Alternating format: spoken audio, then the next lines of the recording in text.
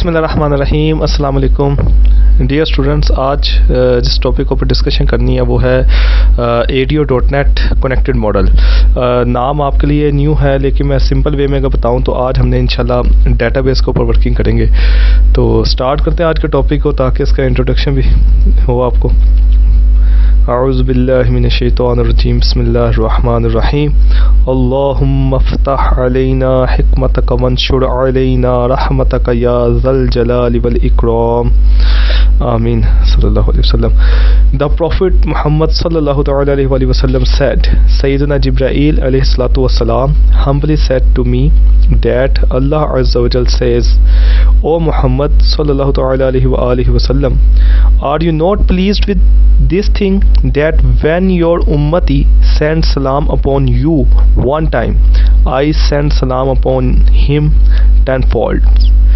कितनी प्यारी और ज़बरदस्त किस्म की यह हदीस पाक है। इसी से वो चीज़ भी समझ आएगी कि जिसके बारे में डॉक्टर इकबाल ने फरमाया कि खुदी को कर बुलंद इतना कि हर तकदीर से पहले खुदा बंदे से खुद पूछे, बता तेरी रज़ा क्या है। तो यहाँ पे खुदा बंदे से पूछ रहा है कि क्या तुम इस बात पर राज़ी नहीं। क्या प्यारे अल्फाज हैं। अल्लाह ताला हमें सरकार ले सलाम पर दुरूद सलाम पढ़ते रहने की तौफीक अता फरमाए सल्लल्लाहु तआला अलैहि वसल्लम। इन प्यारे अल्फाज से हमने स्टार्ट किया जी आज का लेक्चर। तो मूव करते हैं कि आज के लेक्चर के अंदर हमने क्या क्या चीज़ें डिस्कस करनी है और कैसे लेके चलेंगे। ये थोड़ा सा ओवरव्यू है जिसके थ्रू आज की ये डिस्कशन स्टार्ट करनी है हमने। बेसिकली ये ओवरव्यू है हमारे पास आज के, हमने ADO.NET क्या चीज़ है और हम क्या करने जा रहे हैं। सबसे पहले तो ये देखना जी, मैं जो ग्राउंड आपके साथ बनाने लगा हूँ, सबसे पहले ये बात आपने ये ज़हन में रखनी है, आज हमने डेटाबेस के ऊपर वर्किंग करनी है। और डेटाबेस के ऊपर वर्किंग करते हुए जो मैकेनिज़्म है उनको स्टडी करना है, इनको स्टडी करना है। और हमने देखना है जी कि ADO क्या चीज़ है। ADO बेसिकली है Microsoft technology. ADO stands for ActiveX data objects. अब एक्टिवएक्स का नाम आपके लिए एक डिफरेंट चीज़ है, तो उसकी डेफिनेशन मैंने साइड पे लिखी है। ActiveX is a software framework created by Microsoft. यानी ये हर एक चीज़ जो हम स्टडी कर रहे हैं ना, इसमें C# भी माइक्रोसॉफ्ट, .NET भी माइक्रोसॉफ्ट का है, हर कंपोनेंट यहाँ पे माइक्रोसॉफ्ट का। तो ActiveX is a software framework created by Microsoft that adopts its earlier component object model COM के नाम से मशहूर है, and object linking and embedding OLE के नाम से मशहूर technologies for content downloaded from a network, particularly from the World Wide Web। यानी कोई ऐसे कंपोनेंट जो कि नेट से डाउनलोड किए जाते हैं नेटवर्क के थ्रू, हम उनको अपने साथ इंगेज कर सकें, चला सकें ऑब्जेक्ट लिंकिंग एम्बेडिंग टेक्नोलॉजीज़ के साथ। ये हमारे पास कुछ ओल्ड टेक्नोलॉजीज़ थी जिसके अंदर हम कंपोनेंट ऑब्जेक्ट मॉडल्स के लिहाज से अपने डाटे को डील किया जाता था इसके थ्रू। तो इन टेक्निक को यूज़ किया जाता है। माइक्रोसॉफ्ट इंट्रोड्यूस एक्टिवएक्स इन 1996। तो माइक्रोसॉफ्ट ने 1996 में इसको लॉन्च किया था। तो ये वही कॉन्सेप्ट है, इसके अंदर कुछ चीज़ें मिक्स हुई, एक्टिवएक्स डाटा ऑब्जेक्ट्स बने। ये माइक्रोसॉफ्ट की ही सारी प्रॉपर्टी हैं, सारा कुछ। अब ADO is a Microsoft ActiveX component. यहाँ तक क्लियर है। ये बेसिकली एक्टिवएक्स क्या है जी, एक टेक्नोलॉजी का नाम है, फ्रेमवर्क का नाम है, जो कि इसके ऑब्जेक्ट्स को डील करने के लिए यूज़ किया जाता था, कंपोनेंट बेस्ड ऑब्जेक्ट्स को डील करने के लिए। फिर उसके बाद हमने डाटा ऑब्जेक्ट्स की बातें करना शुरू कर दी इसमें। तो डाटा ऑब्जेक्ट्स का मतलब ये है कि जितने भी डाटा को हैंडलिंग है उसका मैकेनिज्म इसके साथ डिस्कस किया। तो ADO is a programming interface to access data in a database. बड़ी सिंपल सी डेफिनेशन है जी। A database is not actually programming language. ये पहले याद रखिए, हम वहाँ पे यूज़ करते हैं structured Curie language, SQL use कर रहे होते हैं वहाँ पे। तो डेटाबेस में और हमारे पास प्रोग्रामिंग में डिफरेंस है, इसलिए जावा में हमने ड्राइवर्स यूज़ किए थे। आपने जावा में अगर जब DP का टॉपिक पढ़ा तो उसके अंदर हमने ड्राइवर्स का कॉन्सेप्ट आया था। तो यहाँ पे उन ड्राइवर्स से हम आज़ाद हैं और हम यहाँ पे उस तरह ड्राइवर यूज़ नहीं कर रहे, क्योंकि यहाँ पे ADO हमारे पास अवेलेबल है। तो हम ADO को एज ए कंपोनेंट यूज़ करते हैं यहाँ पे। और ADO बेसिकली क्या है, ये बताते खुद एक नया चैप्टर है एक। इसके ऊपर कायदा बुक्स लिखी गई हैं ADO के ऊपर, और प्रॉपर ये फील्ड है ADO एक। तो ADO is a programming interface to access the data in a database, ठीक है, ये हमें हेल्प आउट करेगा। लेकिन हम आज बात कर रहे हैं ADO.NET की। वो ADO को बाद में इन्हांस कर दिया गया था, .NET में अपने साथ इमर्ज कर लिया था, तो जितना कुछ ADO में था उस सब को अपने पास ही रखा और फर्दर फीचर्स दिए और उसका आर्किटेक्चर आगे डिज़ाइन हुआ। तो चलते हैं जी, हमारे पास जो इंट्रोडक्शन है वो ये है, हमने इसमें देखना है डाटा स्टोरेज क्या है, कनेक्टेड इन्वायरमेंट क्या होता है, डिस्कनेक्टेड क्या होता है, ADO.NET वर्सेस ADO, इसको हम देखेंगे। ये बड़ी अहम किस्म की स्लाइड है, इसको बड़े तवज्जो से आपने सुनना है। लाइफ टाइम आपके जो कॉन्सेप्ट्स हैं ना वो बड़े ठीक रहेंगे इस लिहाज से। ये डाटा स्टोरेज की बात आ रही है।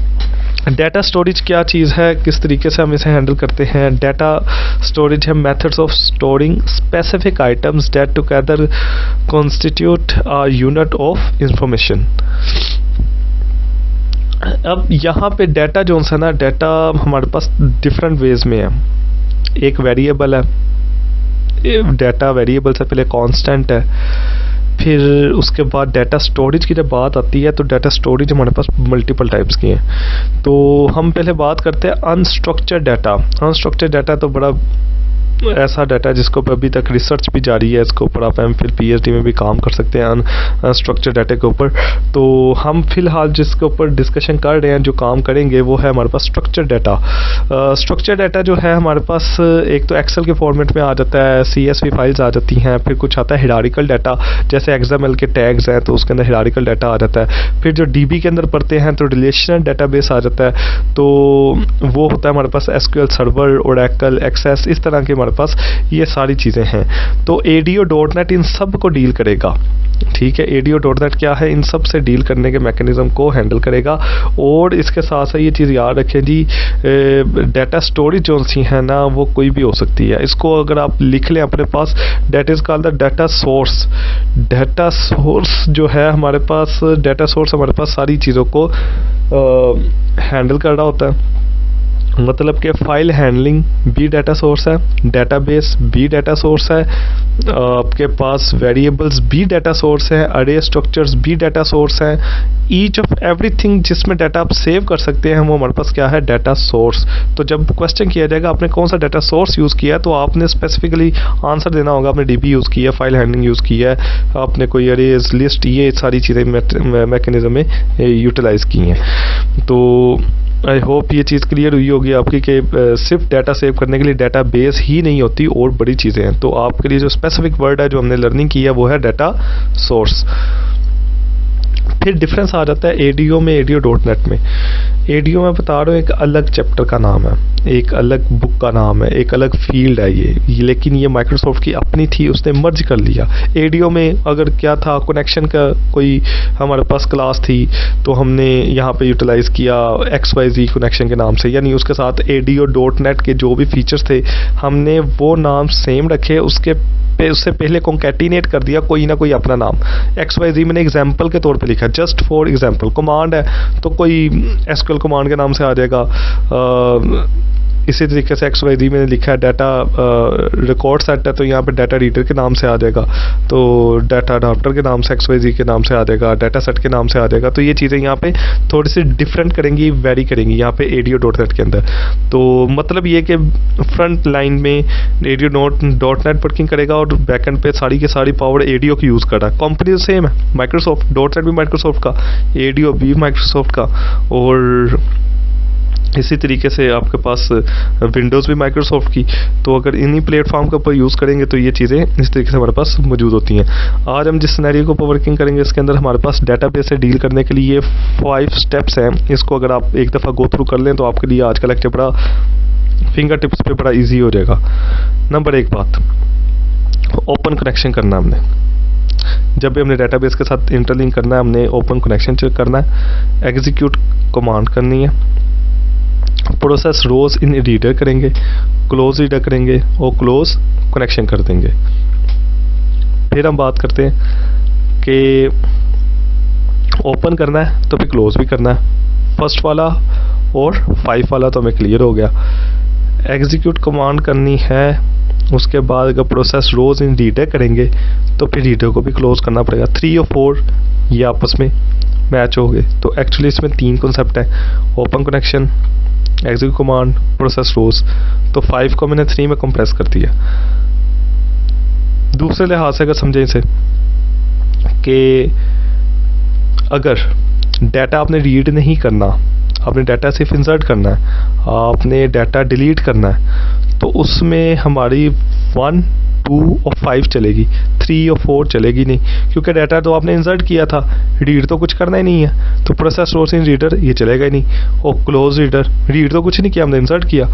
डिलीट करना है तो रीड तब भी कुछ नहीं किया, डिलीट किया। तो 3rd और 4 ये रीड करने के लिए या अपडेट करने के लिए हम इसे यूज़ कर सकते हैं। तो इस प्रोसेस को ध्यान में रखना है, यानी हमने ओपन कनेक्शन हर जगह करना है, एग्जीक्यूट कमांड हर जगह करनी है और क्लोज कनेक्शन हर जगह करना है। तो इनमें आगे 2 ऑप्शन हो गए हमारे पास। कनेक्टेड मॉडल में होता क्या है, हम टोटली कनेक्टेड होते हैं अपने इन्वायरमेंट के साथ, डीबी के साथ, और हम अपनी सारी की सारी चीज़ें जो सी हैं कनेक्शन के थ्रू अपडेट कर रहे होते हैं। ये सिंपल सिक्योर रियलाइजेशन है, वर्क विद रियल डाटा के साथ वर्किंग कर रहे होते हैं। सिंपल ऑर्गेनाइजेशन का जो डिस्ट्रीब्यूटेड वर्क होता है वो ऐसे ही चल रहा होता है, हम उसके अंदर सेव कर रहे होते हैं।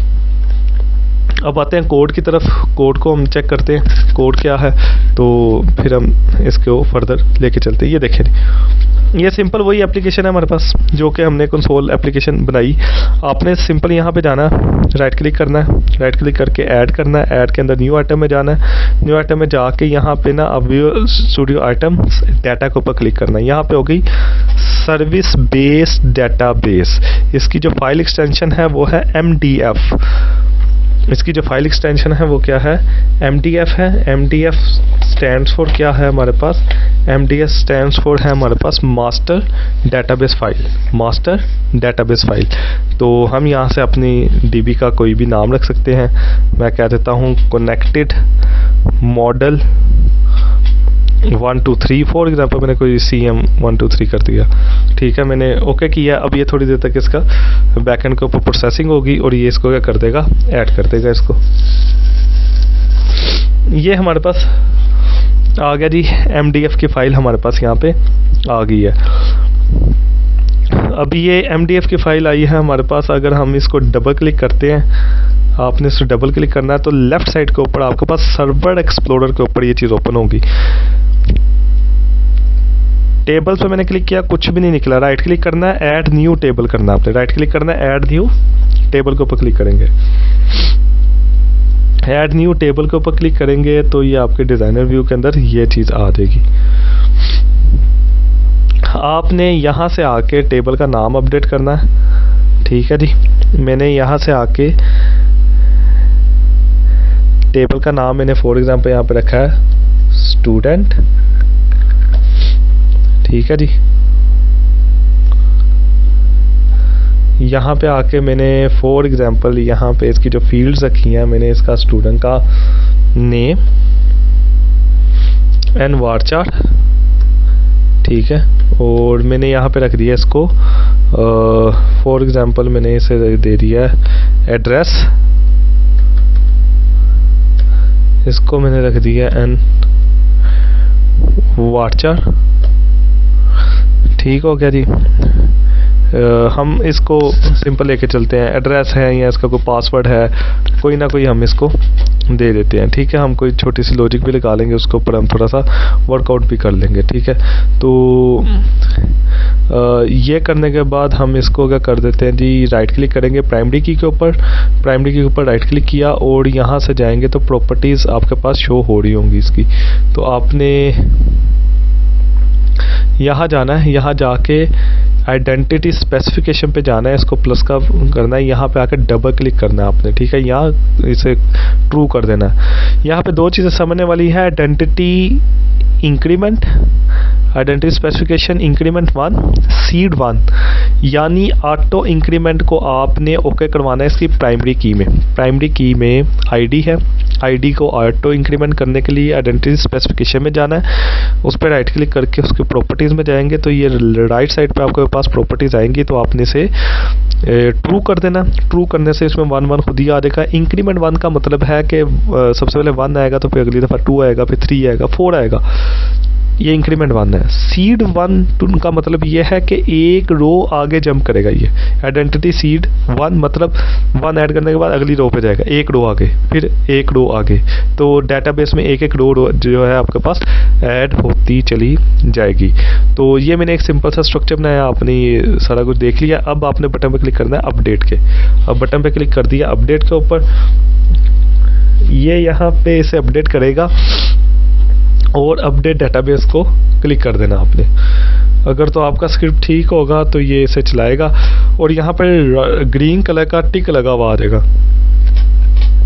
ग्रीन कलर का टिक आ गया, इसका मतलब हमारी डेटाबेस बन चुकी है। यहाँ पे टेबल के अंदर कुछ शो नहीं होना, आपने राइट क्लिक करके रिफ्रेश करना है तो यहाँ पे स्टूडेंट का टेबल आपके पास आ जाएगा। आप इसे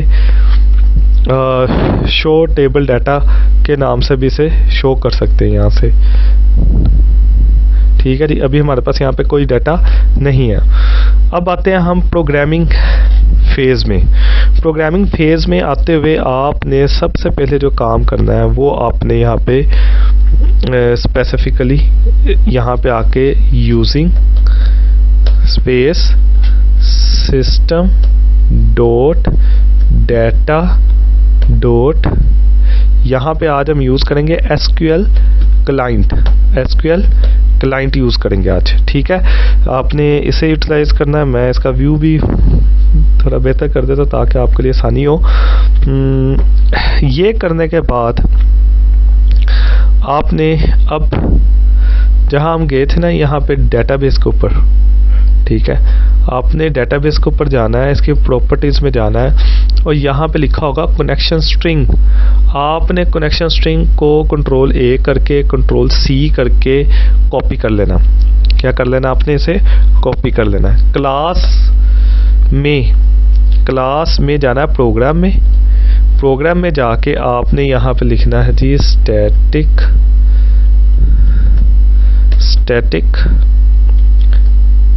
स्ट्रिंग कनेक्शन स्ट्रिंग, CS कर दिया इसे। डबल कोट्स में आपने इसे पास कर देना है पूरे का पूरा। अब जब डबल कोट्स में करेंगे तो उसके अंदर भी डबल कोट्स आते हैं, तो ये रूल होता है कि डबल कोट अपने अंदर अगर कोई डबल कोट हो तो उसको सिंगल कोट के तौर पे यूटिलाइज करना पड़ेगा, और अगर बाहर आउटर साइड पे सिंगल कोट्स हो तो इंटरनली डबल कोट्स यूज़ करने हैं। अब ये काम तो हमने कर दिया, लेकिन फिर भी यहाँ पे ये आपको रेड लाइंस नज़र आ रही हैं, ये आ रही हैं। इसमें आपने काम करना है, यहाँ पे आपने एक लगाना है एट दी रेट लगाएंगे तो ये रेड लाइंस भी यहाँ से रिमूव हो जाएंगी। अब एट दी रेट लगाने का क्या पर्पस है? एट दी रेट यहाँ पे इसलिए आता है कि अगर आपने अपने डाटे के अंदर कोई स्ट्रिंग के अंदर कोई ऐसी चीज़ आपने लिखी है जिसके डबल मीनिंग बन सकते हैं, जैसे हमारे पास /n जो है ना, इससे हमारा मीनिंग बनता है प्रोग्रामिंग में डबल कोट्स के अंदर कि आप इसे नेक्स्ट लाइन पे ले जाए। इसी तरीके से आप कर लें इसको /t कर ले तो टैब का बन रहा होता है। तो इस तरह हमारी कुछ चीज़ें मौजूद होती हैं। तो अगर हम चाह रहे हैं तो हम पाथ लिखने हो, हमारा यहाँ पे कोई फोल्डर अगर फॉर एग्जांपल n के नाम से कोई फोल्डर होता है, जैसे C है कोई, तो कोई फोल्डर होता तो उसको मीनिंग ये ले रहा था कि शायद मैंने नेक्स्ट लाइन पे मूव करना है, तो इसको ये रिस्ट्रिक्ट करना अंडर ये जो एट दी रेट है, ये इसलिए यूज़ होता है कि जो कुछ हमने लिखा है इसे एज इट इज़ एक्सेप्ट किया जाए, इसके कोई मीनिंग ना लिए जाए। मतलब ये कि हमने जो लिखा है as it is as a string consider करें, इसका कोई मीनिंग आपने नहीं लेना। उसको रिस्ट्रिक्ट करने के लिए हम एट द रेट को यूज़ करते हैं और इसलिए ये सारी चीज़ें यहाँ से ख़त्म हो गई हैं। ठीक है जी, इसके अंदर 3 चीज़ें आती हैं हमारे पास। एक आता है डाटा सोर्स। डाटा सोर्स क्या है? इसमें वर्जन आ जाएगा जो भी उसका था, लोकल DB वर्जन 11.0। फिर आएगी attach DB file name. File name क्या है? ये पाथ के साथ आएगा और फाइल नेम क्या था हमारे पास? CM123 MDF master database. Integrated security क्या है? इंटीग्रेटेड सिक्योरिटी आपने इसे ट्रू कर देना है कि इसकी जो इंटीग्रेटेड सिक्योरिटी है वो इसके साथ साथ चले। ये आपने इसके सिग्नेचर्स हैं किस्म के, आपने इसको साथ साथ देने ही हैं। इसका सिंटैक्स समझ लें। अच्छा, अब ये स्टैटिक डाटा मेंबर है तो इसके ऊपर मेरी एक इंशाल्लाह आगे भी वीडियो आएगी जिसके अंदर मैं स्टैटिक को भी क्लियर करूँगा। यहाँ पे स्टैटिक डाटा मेंबर है, स्टैटिक मेन के अंदर कैसे हम यूज़ करते हैं, ये सारी हम डिबेट उसके अंदर करेंगे। फ़िलहाल के लिए भी आप इसे एज इट इज़ ही कंसीडर करें। मेन की फ़ाइल है जी। मेन के फंक्शन में हमने कुछ नहीं करना। हम इसको करते हैं, एक फंक्शन बनाते हैं जिससे हम क्या कर सकें, कोई इंसर्ट कर सकें कोई वैल्यू। ठीक है, मैं एक इंसर्ट का फंक्शन डिज़ाइन कर लेते हैं हम। ये राइट अप करते हैं, इंसर्ट करते हैं। इंसर्ट करने के लिए ना आपके पास एसक्यूएल कनेक्शन का आपने ऑब्जेक्ट बनाना है।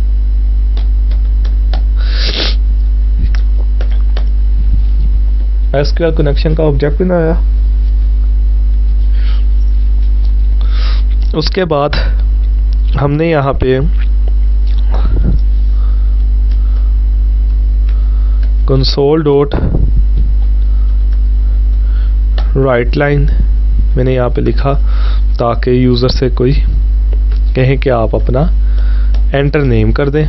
फॉर एग्जांपल मैंने कहा जी नेम एंटर करें अपना, एंटर नेम, और मैंने यहाँ पे कह दिया string name is equal to console dot read line. इसी तरीके से हमने यहाँ पे console dot write line, user को कह दिया हमने क्या एंटर करें यहाँ पे, एंटर एड्रेस और string A D console dot read line. ये दो चीज़ें मैंने यहाँ पे इसे पास की। अब एसक्यूएल कनेक्शन जो मैंने बनाया है, इस एसक्यूएल कनेक्शन को मुझे पास करना पड़ेगा कनेक्शन स्ट्रिंग भी। एसक्यूएल कनेक्शन तो बना रहे हैं, ये जो कनेक्शन बना रहे हैं इसका पाथ क्या होगा, किसके साथ बना रहे हैं आप, तो ये सारा कुछ हमारे पास कहाँ पे मौजूद है, CS में। कनेक्शन स्ट्रिंग इसको पास करनी है, ये याद रखिएगा। ठीक, इसके बाद हमने आगे जो फर्दर वर्किंग करनी है, हम ये काम करने के बाद एक जगह स्ट्रिंग में ना क्यूरी भी सेव कर लेते हैं। क्यूरी क्या होती है जी, इंसर्ट की, जैसा कि आपको पता है, इंसर्ट इनटू आगे हम करेंगे जी टेबल नेम क्या था, स्टूडेंट, और उसके पैरामीटर क्या क्या थे हमारे पास जो हमने अपडेट करने हैं। एक तो ऑटो इंक्रीमेंट है, उसको नहीं हम छेड़ेंगे। नेम, एड्रेस, फिर हम यहाँ पे कहेंगे जी वैल्यूज़ क्या हैं, वैल्यूज़ हमने यहाँ पे ऐसे पास करनी है।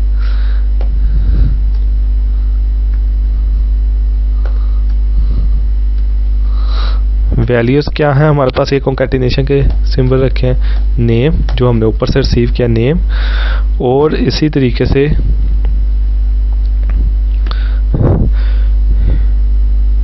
यहाँ पे हम आके हमने नेम दिया था इसको, तो नेम देने के बाद हमने यहाँ पे आके इसको करना है जी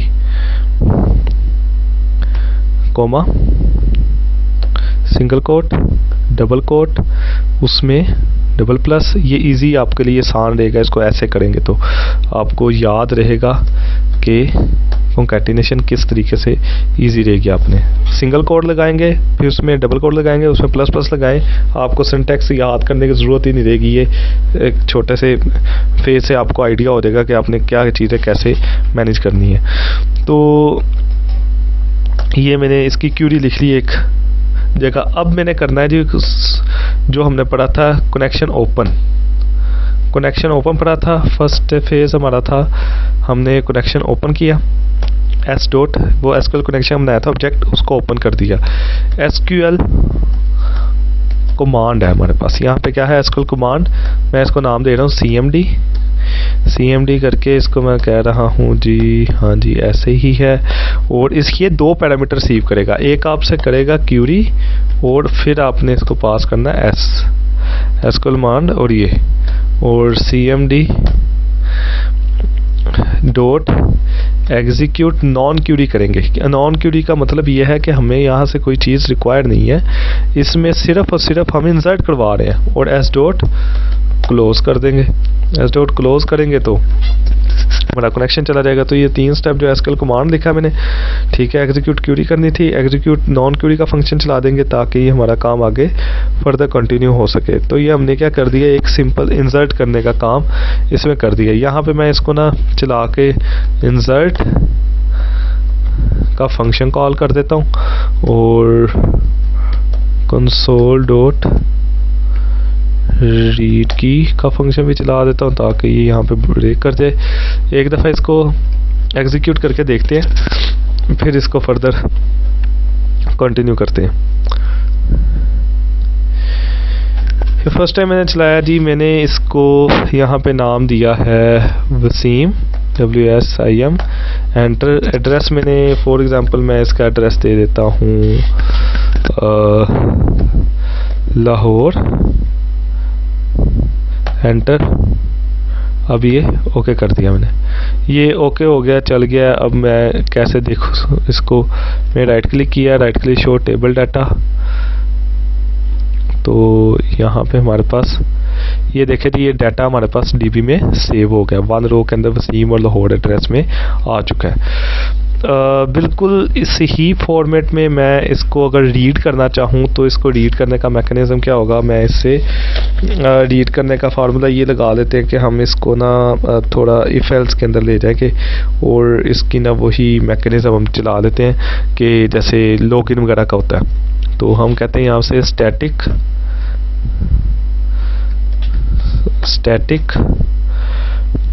वॉइड रीड। अब क्योंकि फंक्शन हमारे बिल्कुल सेम है तो मैं इसको शॉर्टकट लगाता हूँ, इधर से कॉपी किया है इसको, और बल्कि ये तकरीबन सारे मैं कॉपी कर लेता हूँ इसका जो है ना। फिर मैं अभी आपको सामने इसको ठीक करता हूँ कैसे इसको एडिट करना है। हमने ये किया मैंने, ठीक है जी। इंसर्ट की क्यूरी थी, ये मैंने लिखनी है चेंज करके। इंसर्ट की क्यूरी में जो चीज़ें चेंज होनी है वो है सिलेक्ट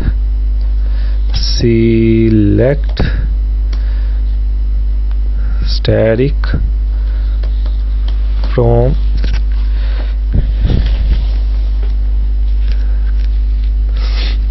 तो सिलेक्ट स्टैटिक फ्रॉम यूज़र, ठीक है। सिलेक्ट स्टैटिक फ्रॉम स्टूडेंट आ जाएगा हमारे पास, जो नाम था हमारे पास डीबी का, और वेयर यहाँ आ जाएगा वेयर, और ये चीज़ें हट जाएंगी। Where name is equal to name, और यहाँ पे हमारे पास इसकी जगह आ जाएगा and address is equal to ad, ठीक है जी। क्यूरी हमारी ठीक हो गई, वो ही कनेक्शन तो वैसे रहेगा, कनेक्शन ओपन भी होगा, कमांड का भी लगेगा, इसको क्यूरी भी जाएगी, ये इस तरीके से भी होगा। यहाँ पे अब हमारे पास जो आएगा फर्दर, क्योंकि ये जो यहाँ पे ना कमांड वाला, ये बस यहाँ पे फंक्शन नहीं होगा, और हमने रीड करने के लिए यहाँ पे हमें ज़रूरत होगी SQL, जो हमने पढ़ा था SQL data reader, SQL data reader, SQL data reader के नाम से इसका ऑब्जेक्ट बना देते हैं। इससे डाटा को रीड करना है, ठीक।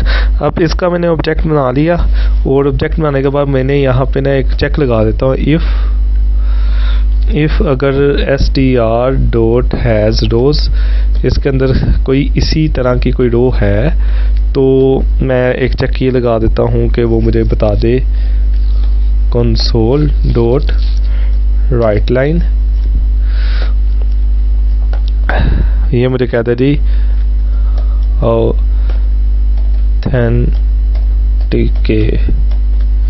ऑथेंटिकेटेड, ठीक है।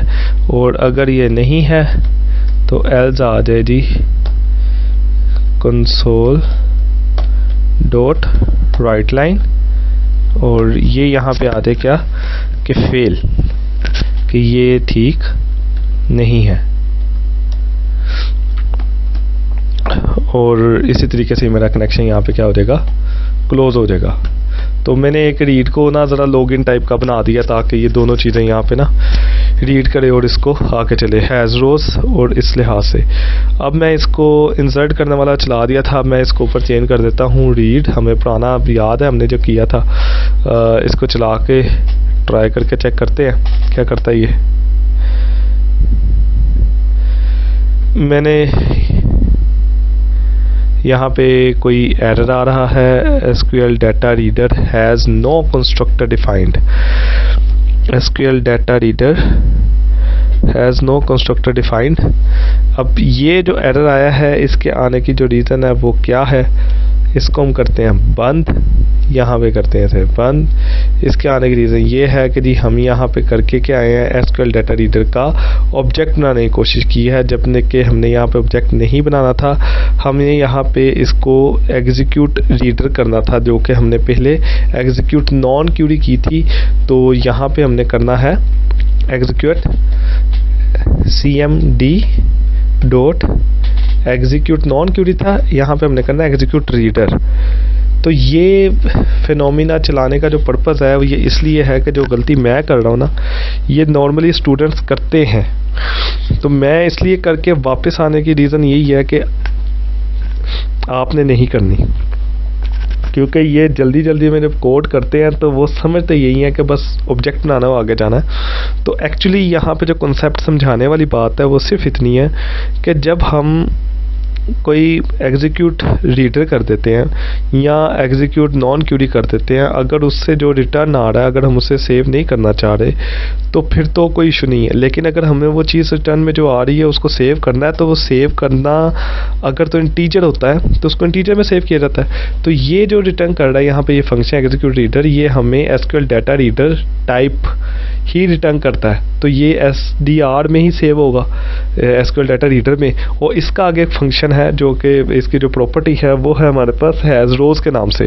कि वो हमें ये चीज़ अपडेट कर देती है कि इसके अंदर नंबर ऑफ़ रोज़, वाकई ये जो आपने क्यूरी लिखी है इसी क्यूरी के ऊपर कोई रोज़ है, यानी सेम डाटा कोई मौजूद है, यानी यही नेम हो और यही एड्रेस हो तो मौजूद है। अगर तो मौजूद है तो ऑथेंटिकेटेड कह देंगे हम इसको, अगर नहीं मौजूद उसको फेल कह देंगे। होप मेरी ये बात समझ आई है, नहीं तो इसे थोड़ा रिपीट करें इस वीडियो को और पीछे से दोबारा मूव करके आगे आएँ तो आपको ये चीज़ ज़्यादा क्लियर होगी। मैं दोबारा चलाऊँगा अब इसे, अब एरर नहीं आएगा, अब एग्जैक्ट चला वो।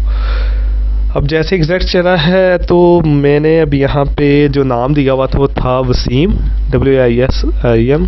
एंटर एड्रेस था मैंने यहाँ पे दिया हुआ था लाहौर, लाहौर एंटर कर रहा हूँ। तो यहाँ पे फिर एक इशू आया है। ये इशू क्या है जी कि अकर्ड इन DLL फाइल और सिंटैक्स नियर दिस, यानी यहाँ पे कोई ना कोई इशू रेज हो चुका है। एग्जीक्यूट रीडर का जो कॉन्सेप्ट है ना, यहाँ पे कोई हुआ है। अब यहाँ पे देखें तो हमने ये चीज़ यहाँ से ओमिट करना भूल गए थे। तो ये याद रखिएगा जी, कोड या कंपाइलर कभी भी बिला वजह तकरीबन तंग नहीं करता। हमारी तरफ से कोई इशू होता है तो ये चलता है। दोबारा मैं चलाता हूँ, इसे स्टार्ट करता हूँ। प्रोग्रामर को अगर एरर्स आते हैं तो ये ब्लेसिंग होती है, और ये तब तक ब्लेसिंग रहती है जब तक वो उसको फाइट करते हुए ठीक करता रहता है। और अगर आप इसको एरर को देख के छोड़ देंगे और आप कहेंगे कि हम कोड करें और एक दफ़ा भी एरर ना आए, मेरा नहीं ख्याल कि आप प्रोग्रामर बन सके फिर। तो एरर का आना एक नेचुरल थिंग है, उससे फिर फाइट करना, उसको ठीक करना ये नेचुरल है। मैंने यहाँ पे दिया वसीम, एंटर, एड्रेस दिया मैंने LAHORE लाहौर। तो इससे मुझे आंसर दिया ऑथेंटिकेटेड, मतलब कि मेरा ठीक था, हैज़ रोज़ में ठीक हो गया, ओके हो गया, मैं ऑथेंटिकेटेड हो गया हूँ। दोबारा मैं चलाता हूँ। अब मैंने इसे दिया वसीम, एड्रेस में दे दिया रॉन्ग, तो ऑथेंटिकेटेड कहना चाहिए इसे, नहीं, क्या कह रही है, फेल। तो ये भी यूज़ केस ठीक है। मैं फिर चलाता हूँ इसे, फिर चलाता हूँ। मैंने वसीम नहीं दिया, मैंने अहमद दे दिया और एड्रेस मैंने ठीक दे दिया। सही कहना चाहिए इसे, नहीं, फेल कर दिया।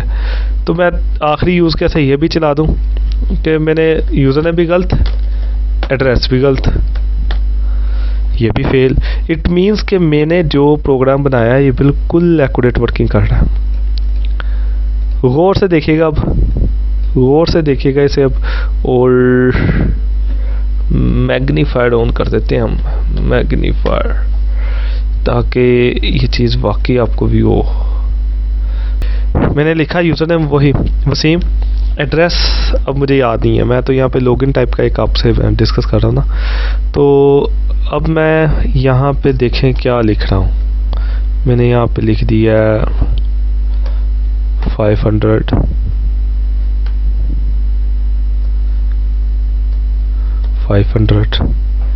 एंटर किया, इससे मुझे कह रही है ऑथेंटिकेटेड। अब यहाँ पे थोड़ी देर के लिए रुकें और सोचें कि क्या हुआ होगा। लेट्स सी कि क्या हुआ है यहाँ पे। ऑथेंटिकेटेड कैसे कह दिया इसने। यहाँ पे एक नया कॉन्सेप्ट बिल्ड होगा हमारा एक ना, तो वो कॉन्सेप्ट क्या बिल्ड होगा। This technique is called the SQL injection. ये हमने लगाया एसक्यूएल इंजेक्शन, एसक्यूएल इंजेक्शन लगाया। मैं इसको दोबारा लगा के दिखाता हूँ एक दफ़ा। ये दोबारा मैं चलाता हूँ, मैं फिर कहता हूँ यूज़र ने मुझे पता है पासवर्ड या एड्रेस नहीं पता, मैंने फिर भी ऑथेंटिकेटेड होना है। मैं ऐसे कह देता हूँ 7 एंटर, फिर ऑथेंटिकेटेड हो गया। तो इसको समझने के लिए ना मैं यहाँ पे इजी वे कर देता हूँ ये कि हम ना यहाँ पे इसको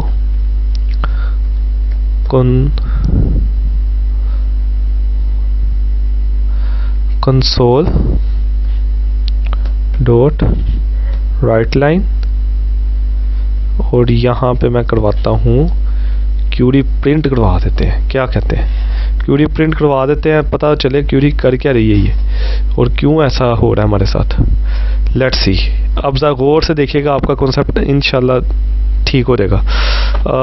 एड्रेस में मैं क्या कर रहा था, ये देखें, मैं लगा रहा था एसक्यूएल इंजेक्शन। मैंने यहाँ पे किया 1, चेंज कर रहा हूँ ताकि आपको समझ आ सके ये, और एंटर, ऑथेंटिकेटेड हो गया।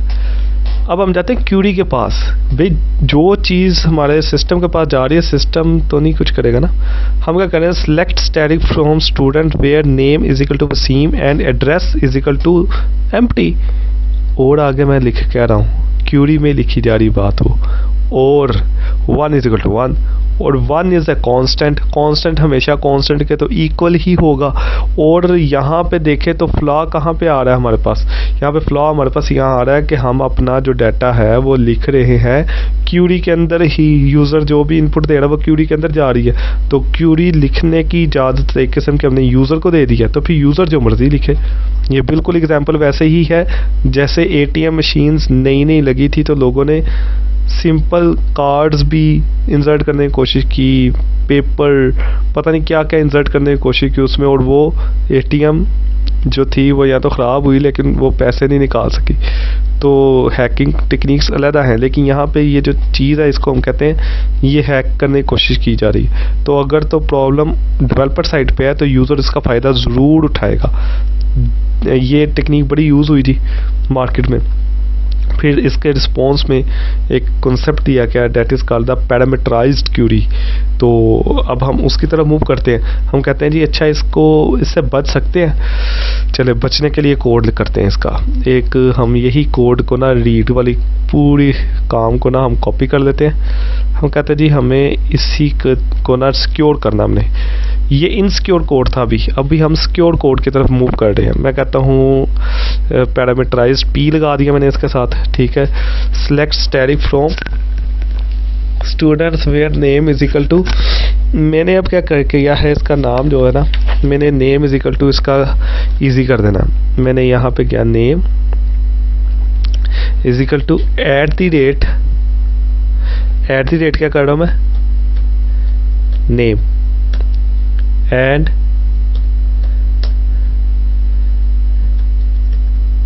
एड्रेस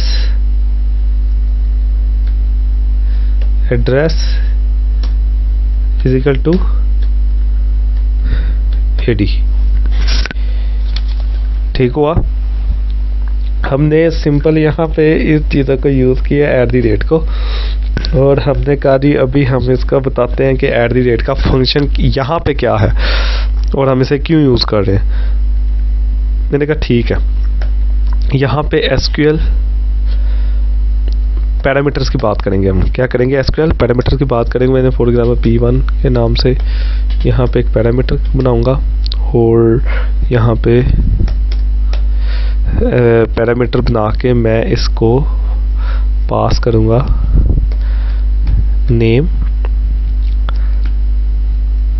कॉमा नेम, जो मैंने ऊपर दिया था वही मैंने इधर देना है। और फिर SQL parameter P2 is equal to new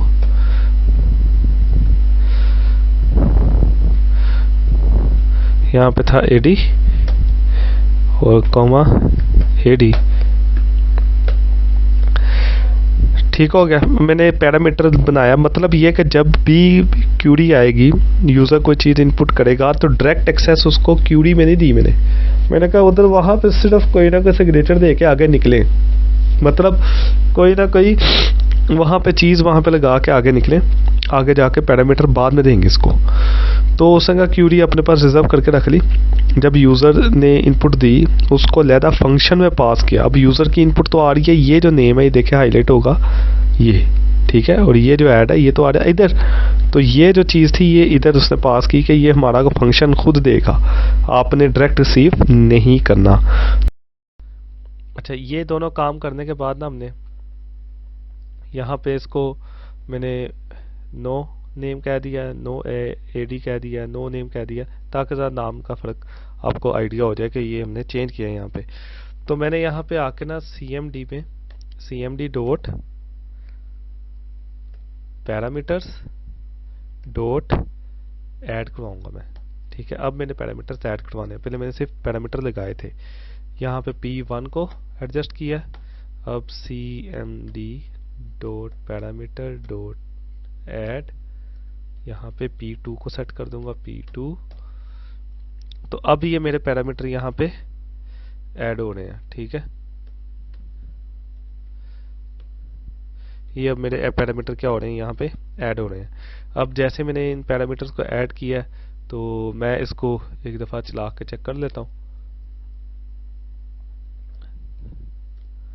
ठीक है। क्यूरी भी ओपन कर दिया, ताकि इसको मैंने एंटर नेम किया हुआ है, मैं इसे कर देता हूँ वसीम, और मैग्नीफाइड ऑन करते हैं। हम वही चीज़ दोबारा लिखते हैं जी जो पहले लिखी हुई थी। हमने पहले लिखी थी कोमा, इसके अंदर हमने लिखा था और सिंगल कोट दे के 1 और फिर सिंगल कोट 1 एंटर, कह रहा फेल। और यहाँ पे देखे क्यूरी में सिक्योर होगी ना क्यूरी हमारी, उससे वही नाम दिए जो हमने दिए हुए थे। उसने कहा उस क्यूरी में अभी कोई चीज़ ऐसे नहीं आएगी, और क्यूरी में जब दोबारा उसने दिया तो वो चीज़ हमारे पास आई। तो ये हमने अपने कोड को बचाया। प्रिवेंशन है किससे, प्रिवेंट किया हमने अपने कोड को SQL इंजेक्शन से, और किसके थ्रू किया, पैरामीटराइज्ड क्यूरी से। इसे कहते हैं पैरामीटराइज्ड क्यूरी है ये हमारे पास, और हम इसके पैरामीटर ऐड किए हैं, और जिसकी वजह से हमारा ये काम जो है सिक्योर हो गया, और ये अब फेल कर दिया। अब इसमें एक चीज़ समझने वाली है, उसने इस पूरे सिंटैक्स को क्यूरी का हिस्सा नहीं बनाया, उसने इस पूरे को स्ट्रिंग समझा है, और स्ट्रिंग को जाकर कंपेयर कर दिया। उसने कहा नहीं जी ये स्ट्रिंग तो इसका इक्वल नहीं है, तो उसके लिए करैक्टर डजंट मैटर, वो क्यूरी के अंदर जाके नहीं चले, इसलिए इसको हमने हैंडल किया। अब मैं आपको ये कोड जो मैंने आपके लिए लिख लिया है, क्योंकि समझाने वाला काम तो मैंने समझा दिया आपको। मैंने इंसर्ट का कोड भी एज इट इज़ सारा कर दिया मैंने, कि पैरामीटर के साथ बिल्कुल ऐसे ही आपका ये अगर रिक्वायर्ड हो तो आप इस तरीके से यूटिलाइज़ कर सकते हैं, और इसको 1 बाय 1 हम चला कर भी चेक कर लेते हैं, ताकि आपको ये सारी चीज़ें समझ लग सकें। तो स्टार्ट करते हैं जी। इसको इंसर्ट किया मैंने यहाँ पे, जस्ट फॉर एग्जांपल जॉन लिखा है JHON, enter address for example मैंने यहाँ पे एंटर कर दिया KCH, तो ये मेरे पास नंबर ऑफ़ स्टूडेंट्स इंसर्टेड हुए हैं दिस। और इसी तरीके से मैं अगर फर्दर फंक्शन की तरफ जाता हूँ जो मैंने मेंशन किया है डिलीट का, तो यहाँ पे पहले आते हैं डीबी में देखें जी यहाँ पे ऐड हुआ है इंसर्ट जी जॉन KCH मैंने ऐड कर दिया। बिल्कुल डिलीट के पास जब जाते हैं डिलीट की क्यूरी लिखेंगे from student where name is equal to this, तो उसका जो नाम देंगे वो उसको यहाँ से डिलीट कर देगा। नंबर ऑफ इफेक्टेड रोज और डिलीट करने वाली रोज को आप शो करवा सकते हैं यहाँ से। यहाँ से मैं इसको अगर चलाता हूँ तो इसको भी देख लेते हैं एक दफ़ा ताकि आइडिया हो जाए। ये कोड मैंने एग्जीक्यूट किया, तो एंटर नेम जॉन, तो उसने कहा जी नंबर ऑफ़ स्टूडेंट डिलीटेड 1, इसको क्लोज़ किया मैंने, यहाँ गया हूँ रिफ़्रेश किया तो यहाँ से ये वैल्यू ख़त्म हो चुकी है, ठीक है। और बिल्कुल ऐसे ही आगे एक अपडेट का कोड मैंने मेंशन किया है, अपडेट के कोड को भी चला के देखते हैं हम। देखिए उससे पहले से थोड़ा सा मैं ओवरव्यू दे दूं कि यहाँ पे अपडेट की क्यूरी लिखी है अपडेट स्टूडेंट, सेट करेंगे एड्रेस को सेट करना है लेकिन किसके थ्रू, नेम के through, where name is equal to name. तो बाकी वही चीज़ है, आप नेम देंगे तो वो उसका एड्रेस सेट हो जाएगा। जस्ट फॉर एग्जांपल हमारे पास अभी है खान, इसका है एड्रेस KCH, और हम इसको जाके अपडेट कर देते हैं, अपडेट पैरामीटर में जाके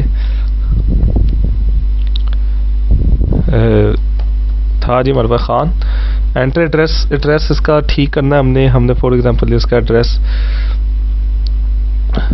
कराची कंप्लीट लिखना था तो एंटर कर दिया। नंबर ऑफ रोज 1 इफेक्टेड हुई है और इसको जाकर चेक करते हैं, KCH लिखा हुआ था पहले, ये देखें, और अब इसे रिफ्रेश करते हैं तो यहाँ पे कराची लिखा हुआ आ गया। तो बिल्कुल ऐसे ही लास्ट जो हमारे पास है ये है हमारे पास सिंगल ऑब्जेक्ट एग्जांपल।